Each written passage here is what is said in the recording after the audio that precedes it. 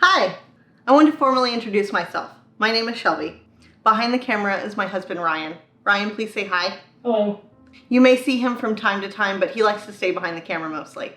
And welcome to our channel, where we will be talking about books, TV shows, lifestyle, food, antiquing, and so much more. We have a lot of fun autumn and Halloween content coming up for you, and we hope that you'll stay tuned for that.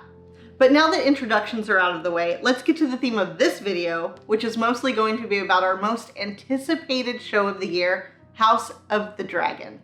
I'm a huge fan of George R.R. Martin and the world of Ice and Fire.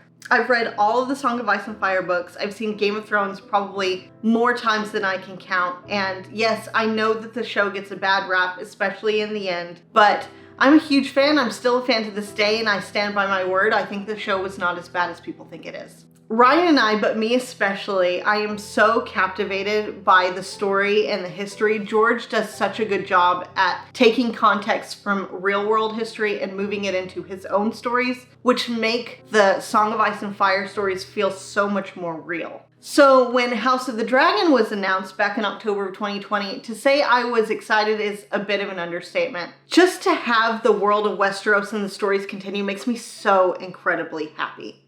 Now, if you're unfamiliar with the story of Game of Thrones, it's essentially the story of 9 noble families fight for the lands of Westeros, all the while an ancient enemy comes back to life after lying dormant for millennia. It involves magic, it involves dragons, it involves these zombies that are called White Walkers in the story. It's got these twists and these turns and these unexpected events that happen. And it's a crazy fun and intense ride. So if you happen to not see it when it was on and popular and you're at all intrigued by the story, just know that I highly recommend it. I have to note though, it is for mature audiences only. There's quite a bit of gore in it and a lot of adult content, and if you're triggered by any of these things, it's best just not to watch it.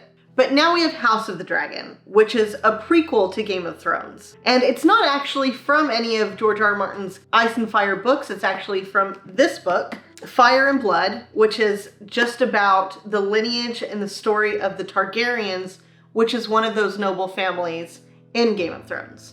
And since the premiere has finally arrived, Ryan and I want to show you how we romanticized and essentially celebrated the continuation of the world by turning the premiere into a cozy candlelit event.